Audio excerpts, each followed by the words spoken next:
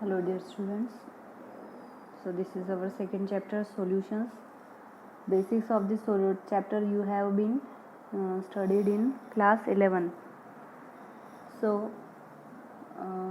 we will discuss the basics here also, but further topic we will get cleared slowly. But we will make a revision of the terms and the topics which you had studied in 11th also. So don't worry about that. So solutions, when we speak about the term solutions, what it is a kind of a mixture, because not any solution is in its pure form, right? कोई भी liquid बोलेंगे तो हम क्या बोलेंगे, वो सबसे पहले हमारे माइंड में क्या आएगा, water is a liquid. But is it a solution? No, it is not a solution, it is a liquid. If it would be a solution, it would be a mixture of what? A solute and a solvent. These two terms I hope you all might know. A solute and a solvent means what are these? These are nothing but a mixture of a quantity, which is some quantity is lesser, some molecules or components are in lesser quantity, and some molecule or components are in largest quantity. So solute and solvent contribute to make a solution, which are nothing but, in our general language we speak about mixture. So mixture topic had been or have been studied in 11th standard, so that this solution topic might get cleared to all of you. So in introduction part we will first speak about mixture. So we know about mixture. What is it?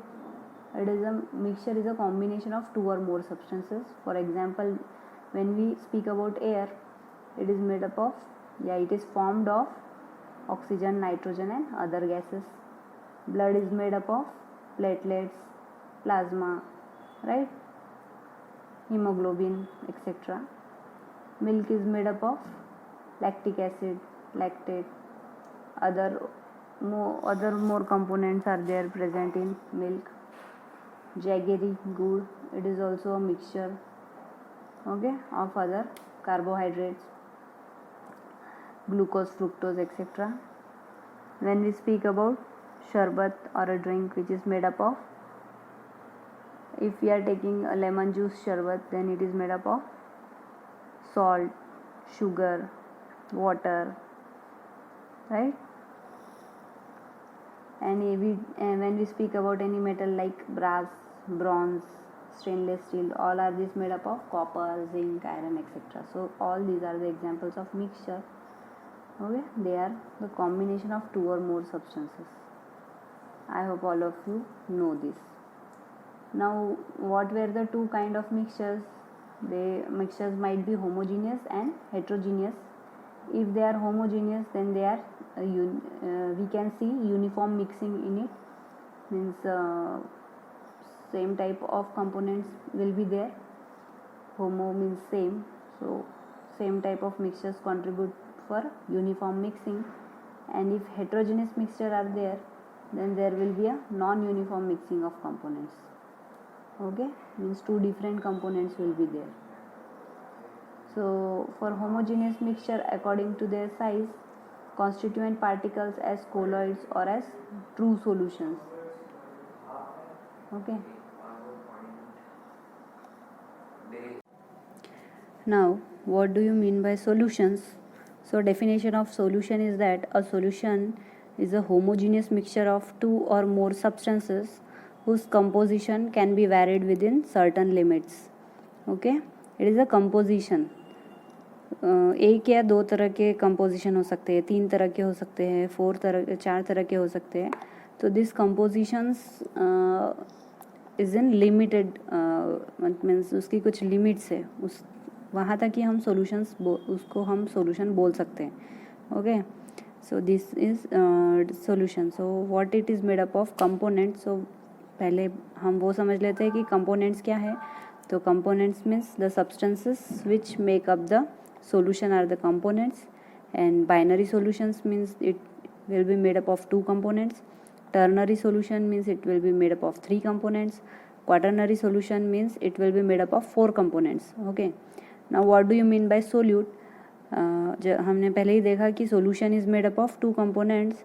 That is, solution is made up of 2 components. One is solute and other one is solution. Okay. So what do you solvent it should be solute and solvent. So what do you mean by solute? Solute means it will be present in lesser quantity and solvent means it is present in largest quantity.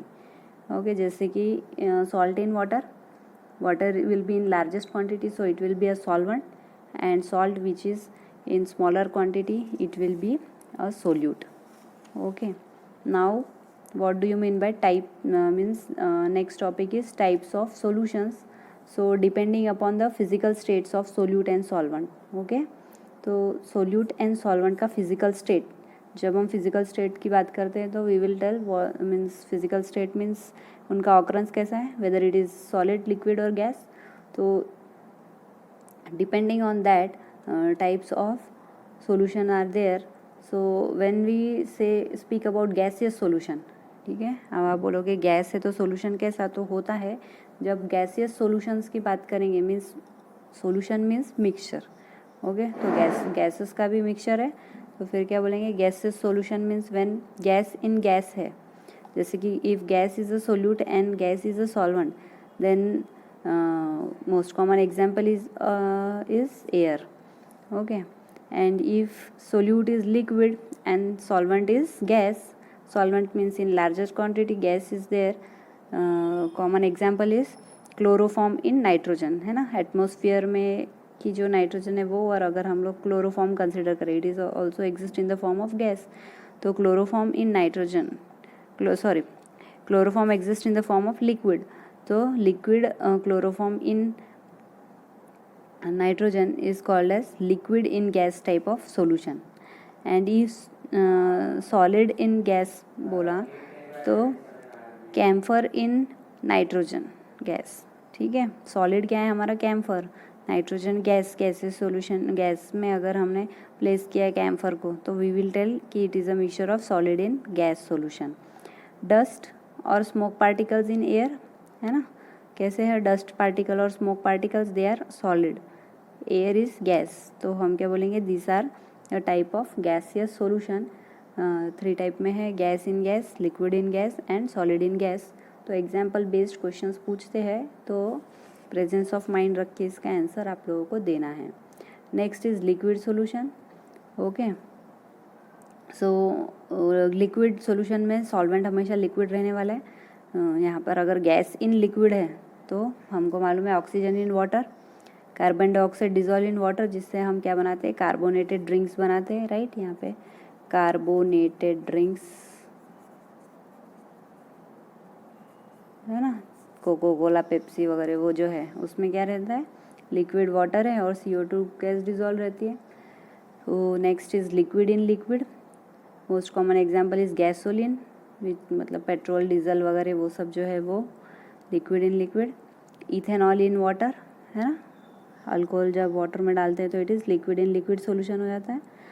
Solid in liquid means sugar in water, salt in water, और भी कोई जो solid substance हम water में dissolve करते हैं वो क्या हो जाएगा, solid in liquid type of solutions.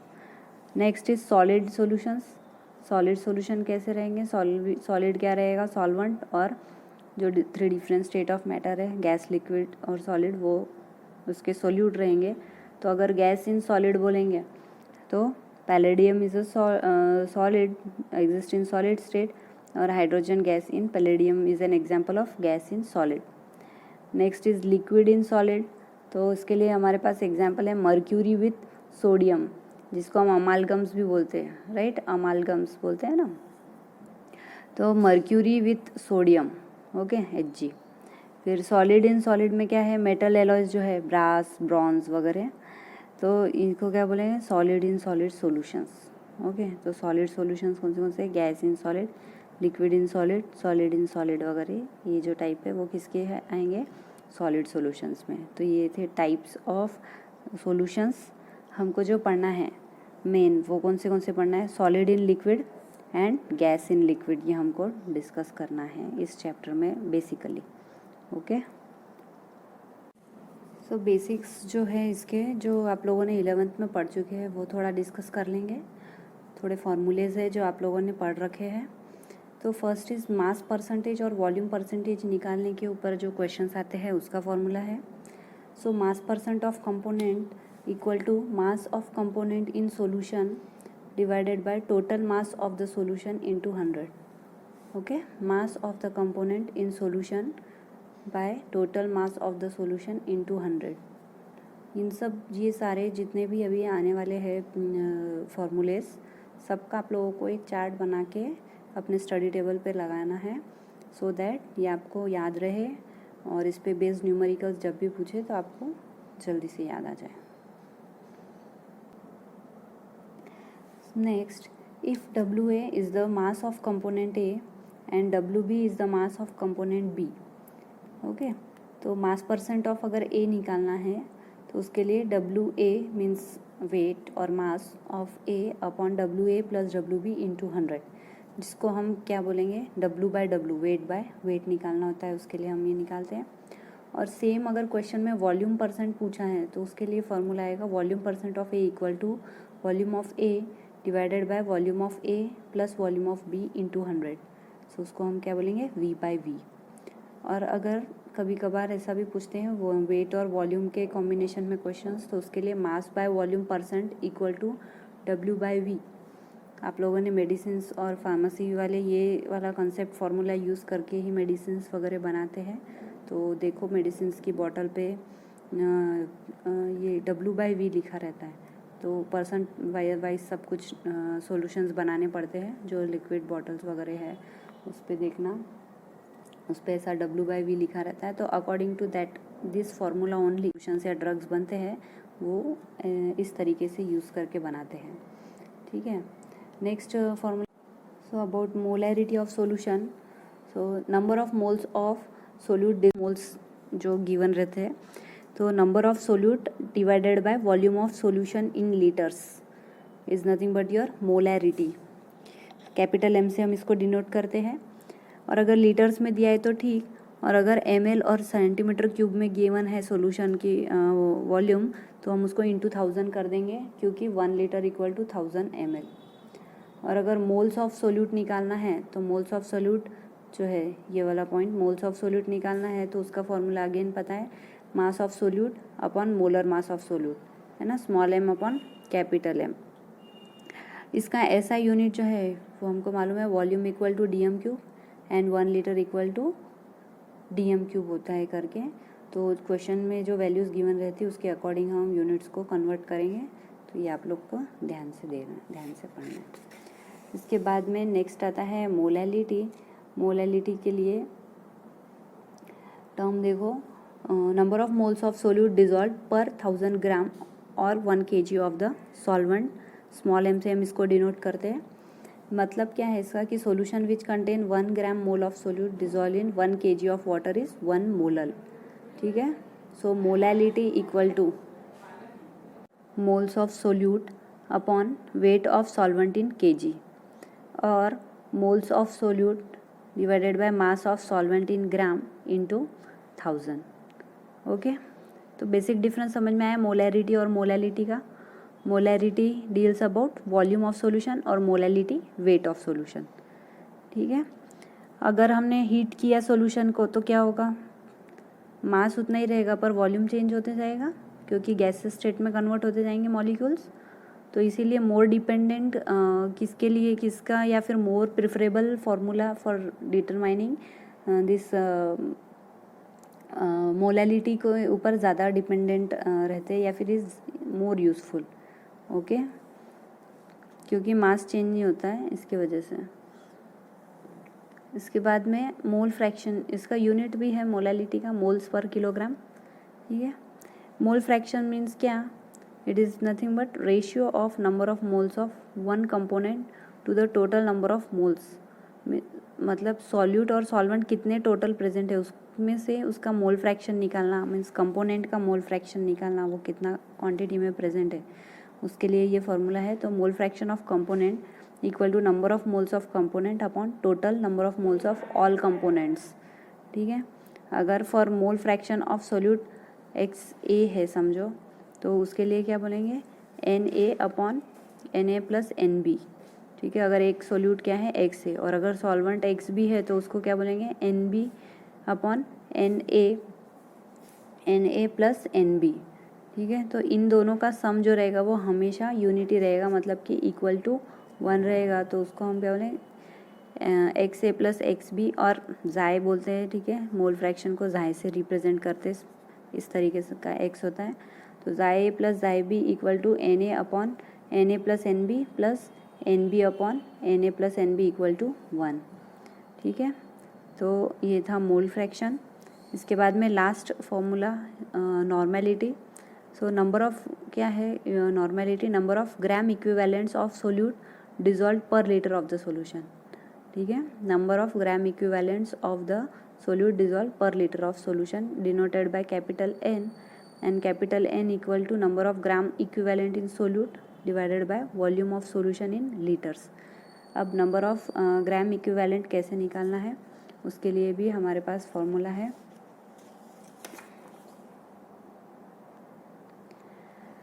Normality equal to number of gram equivalent of solute upon volume of solution in ml, अगर ml में रहा तो इंटू 1000 कर देंगे, ठीक है। तो ग्राम इक्विवेलेंट निकालने का हमारे पास फॉर्मूला है mass of solute upon equivalent mass, okay. Unit क्या रहेगा, ग्राम इक्विवेलेंट पर लीटर।